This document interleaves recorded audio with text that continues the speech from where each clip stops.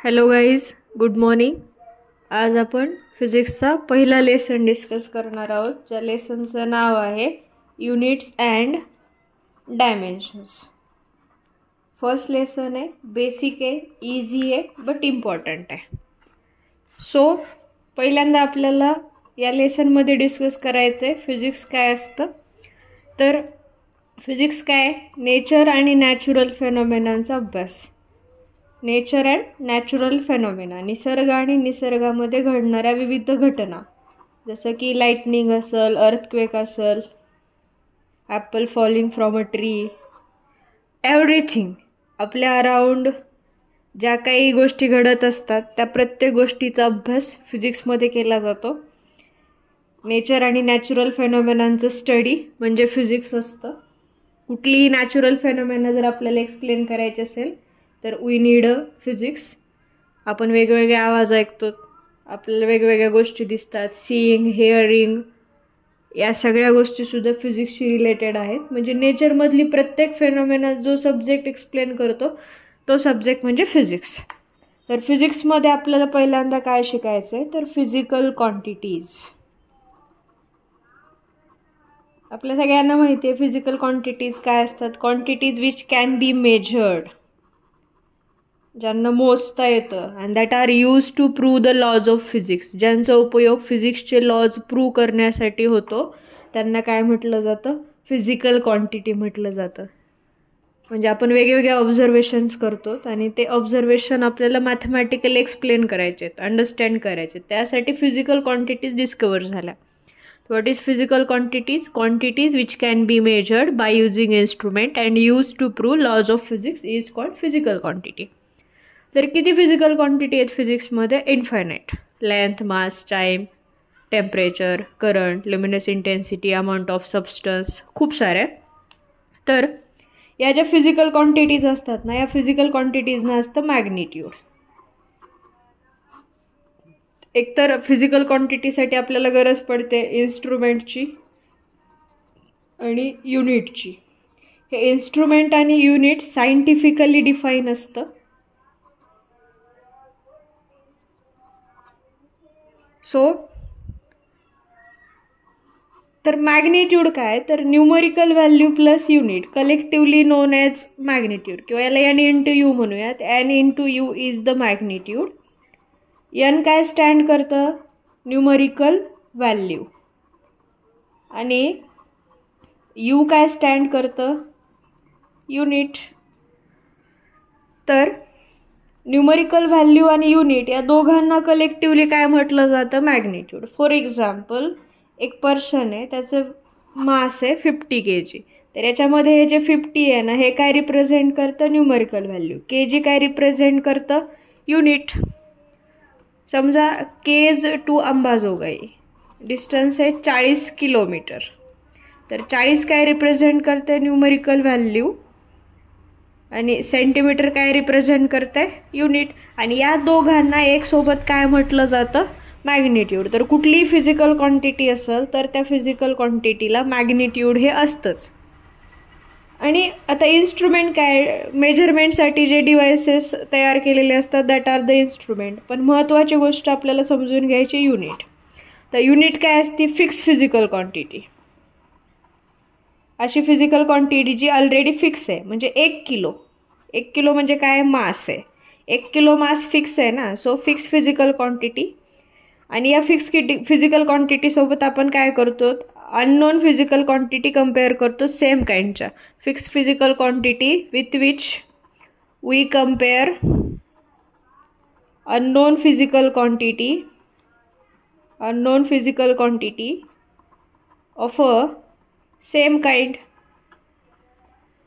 म्हणजे समजा परत तेच एक्झाम्पल, पर्सनचं मास आहे 50 kg. म्हणजे याचा अर्थ काय होतो, 1 kg किती टाइम्स रिपीट झाले, 50 टाइम्स रिपीट झाले. सो युनिट काय असतं, fix physical quantity with which we compare unknown physical quantity of a same kind. आता वेगवेगळे युनिट्स आहेत, म्हणजे वेगवेगळे सिस्टम्स आहेत मेजरमेंटसाठी, त्यानुसार युनिट्स येतात. तर एक इथं गोष्ट लक्षात ठेवायची आपल्याला, न्यूमरिकल व्हॅल्यू आणि युनिट यांचं मल्टिप्लिकेशन कॉन्स्टंट असतं for a given physical quantity. हे आपल्याला फर्दर टॉपिकमध्ये अजून बघायचं आहे. डायमेन्शनल ॲनालिसिसमध्ये फॉर्म्युला येणार आहे. तर न्यूमरिकल व्हॅल्यू आणि युनिट यांचा प्रोडक्ट कॉन्स्टंट असतो, म्हणजे N1 U1 is equals to N2 U2. So for any physical quantity आपण हे यूज करू शकतो. तर आपण युनिट डिस्कस करतो. युनिट म्हणजे फिक्स फिजिकल क्वांटिटी, ज्याच्यासोबत अननोन फिजिकल क्वांटिटी कम्पेअर होतात सेम काइंडच्या. याच्यानंतर आपल्याला बघायचे सिस्टम्स ऑफ मेजरमेंट. वेगवेगळ्या मेजरमेंटच्या सिस्टम असतात. त्याच्यातली मोस्ट फेमस सिस्टम ज्या आहेत त्या आपण डिस्कस करणार आहोत. CGS system, MKS, FPS system आणि नंतर MKS सिस्टम. तर length basically fundamental physical quantity सुरुवातीला या 3 कन्सिडर केल्या जायच्या, लेंथ, मास, टाइम. तर CGS मध्ये लेंथ सेंटीमीटरमध्ये मोजायचे. वेगवेगळ्या मेजरमेंटच्या सिस्टम आहेत ह्या. त्यातली एक आहे CGS, एक आहे FPS, एक MKS, तशा खूप साऱ्या आहेत. परंतु आपल्या सिलेबसमध्ये आपल्याला 3च डिस्कस करायला. मास ग्राममध्ये आणि टाईम सेकंदात मोजला जातो. FPS मध्ये हे P आहे. लेंथ फीटमध्ये मोजली जाते. मास हे पाऊंडमध्ये मोजलं जातं आणि टाईम हे सेकंदामध्ये मोजलं जातं. याच्यामध्ये लेंथ मीटर, मास किलोग्राम आणि टाईम सेकंदामध्ये मेजर केला जातो. सो याच्यातलं जे MKS आहे ना ते आपण एक्सेप्ट केलं. MKSलाच फ्युचरमध्ये म्हटलं SI system. and that SI system is worldwide accepted now. सगळ्या जगाने एक्सेप्ट केलेली सिस्टम आहे ही. आणि मग आता कुठली फिजिकल क्वांटिटी म्हटली की ते आपल्याला तिचं SI युनिट डिस्कस करावं लागणार आहे, कारण हे सगळ्यांनी एक्सेप्ट केलं आहे. तसं तर CGS पण लक्षात यायला हवं आणि MKS म्हणजेच SI पण लक्षात यायला हवं. कधी कधी व्हॅल्यू CGS मध्ये देतात आणि आन्सर फाईल SI मध्ये असतं, तर तिथं कन्व्हर्जन करण्यासाठी CGS SI मधलं रिलेशन आपल्याला माहीत असावं लागतं.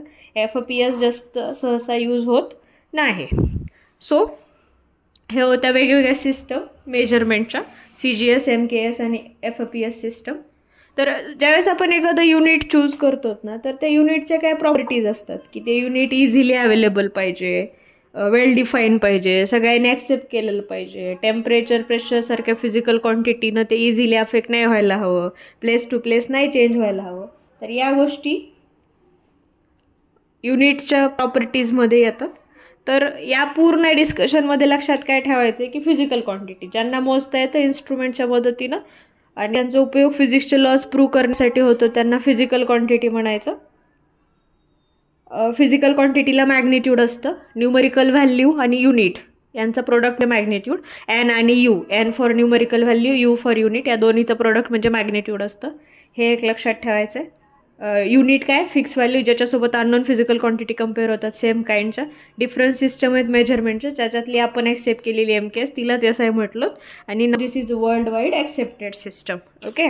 सो आता आपल्याला एक महत्त्वाचा भाग इथं डिस्कस करायचा आहे. Classification of physical quantity on the basis of their dependency. डिपेंडन्सीवरून फिजिकल क्वांटिटीचे किती प्रकार होतात. Classification of physical quantity, PQ म्हणजे फिजिकल क्वांटिटी, त्यांच्या डिपेंडन्सीवरून अकॉर्डिंग टू देअर डिपेंडन्सी. तर पहिली फिजिकल म्हणजे पहिलं क्लासिफिकेशन 3 गट होतं तिथं. Fundamental physical quantity, supplementary physical quantity and derive physical quantity. तर सगळ्यात पहिल्यांदा फंडामेंटल फिजिकल क्वांटिटी, यांना बेस फिजिकल क्वांटिटी असंही म्हटलं जातं. यांना बेस फिजिकल क्वांटिटी असंही म्हटलं जातं. या फिजिकल क्वांटिटी मेजरमेंटसाठी कोणावरतीच डिपेंड नसतात. यांना मेजर करण्यासाठी त्यांचं ओन इन्स्ट्रुमेंट असतं. The physical quantity which cannot be depend on any other physical quantity for their measurement is known as fundamental physical quantity. Do not depend on any other physical quantity for their measurement is known as fundamental physical quantity. तर आपण किती fundamental physical quantity choose केलेल्या आहेत? 7. तर त्या कोणत्या आहेत बघा इथं लिहूयात. Length, mass, time, current, temperature, luminous intensity आणि लास्ट अमाऊंट ऑफ सबस्टन्स.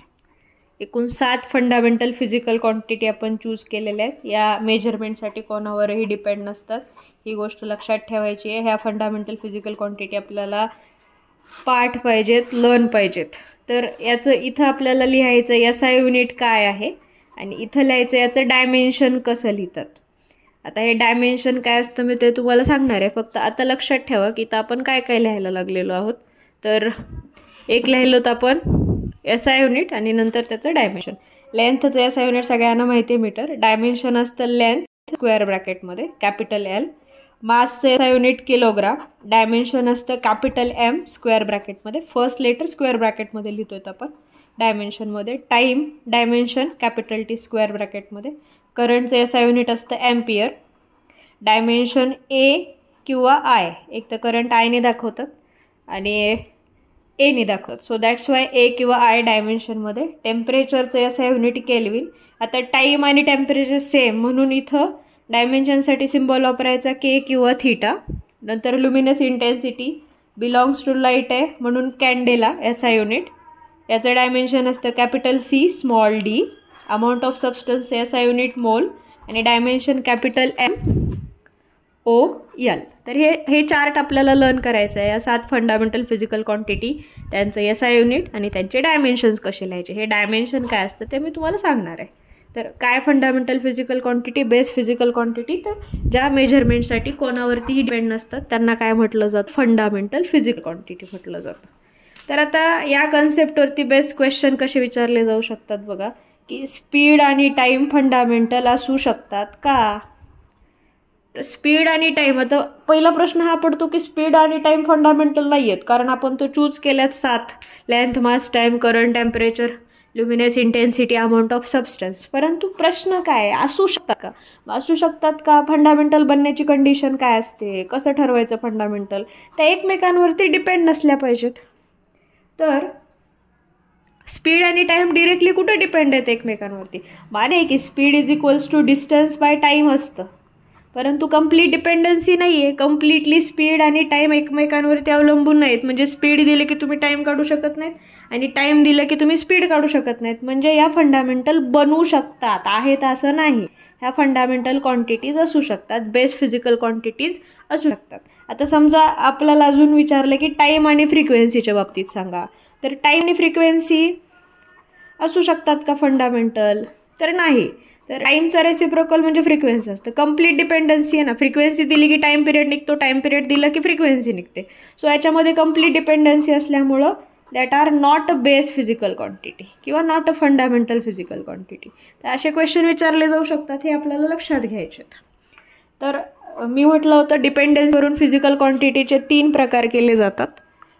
पहिला होता फंडामेंटल फिजिकल क्वांटिटी, आता आहे डिराइव्ड फिजिकल क्वांटिटी. आता फंडामेंटल 7 होत्या, डिराइव्ड फिजिकल क्वांटिटी किती असतात, तर कितीही ह्या फंडामेंटल 7 सोडून आणि सप्लिमेंटरीच्या 2 सोडल्या, प्लेन अँगल आणि सॉलिड अँगल जर सोडलं तर बाकी सगळ्या डिराइव्ड फिजिकल क्वांटिटीज आहेत. म्हणजे स्पीड असेल, डिस्टन्स असेल, displacement, velocity, acceleration, force, momentum, torque, electric field, gravitational field, angular momentum, linear momentum, impulse, खूप सारे आहेत. पोटेन्शियल डिफरन्स, पोटेन्शियल एनर्जी, या सगळ्या डिराइव्ड फिजिकल क्वांटिटी आहेत. काय असतं डिराइव्ड फिजिकल क्वांटिटी, अशा फिजिकल क्वांटिटी ज्या मेजरमेंटसाठी फंडामेंटल फिजिकल क्वांटिटीवरती डिपेंड असतात त्यांना डिराइव्ड फिजिकल क्वांटिटी म्हटलं जातं. फिजिकल क्वांटिटी जी depends on fundamental physical quantities for their measurement are known as derived physical quantity. Definition लक्षात ठेवा किंवा लिहून ठेवा. Quantities which can be depend on fundamental physical quantity for their measurement is known as derived physical quantity. आणि खूप सारे examples आत्ता आपण डिस्कस केलेले, त्यांची चर्चा आपल्याला अजून करायची आहे डायमेन्शन्समध्ये. आत्तापर्यंत फक्त लक्षात ठेवा की अशा फिजिकल क्वांटिटी ज्या मेजरमेंटसाठी फंडामेंटलवरती डिपेंड असतात त्यांना डिराइव्ड फिजिकल क्वांटिटी म्हटलं जातं. लास्टचा प्रकार आहे सप्लिमेंटरी फिजिकल क्वांटिटी. यात 2 असतात, एक असती प्लेन अँगल आणि दुसरी असती सॉलिड अँगल. प्लेन अँगल काय, समजा हे सर्कल आहे तर सर्कलचा ए पासून बी पर्यंतचा पार्ट, तर ए पासून बी पर्यंतच्या पार्टने सेंटरसोबत किती अँगल बनवला आहे तर थीटा.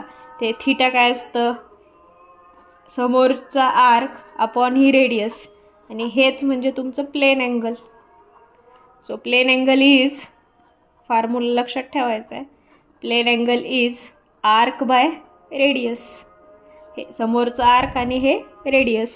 आता प्लेन अँगलचं याचा युनिट असतं रेडियन, आणि या फॉर्म्युल्यामध्ये व्हॅल्यू ठेवताना ऑलवेज रेडियनमध्येच ठेवायची. आता आपण 10th पर्यंत काय शिकलो तर अँगलचं, सॉरी इथं प्लेन अँगल लिहायचं आपल्याला, अँगलचं याचा युनिट आपण शिकलो डिग्री, परंतु इथं लिहिलं गेलं रेडियन. तर रेडियन हे याचा युनिट असतं अँगलचं, आणि अदर युनिटमध्ये डिग्री येतं.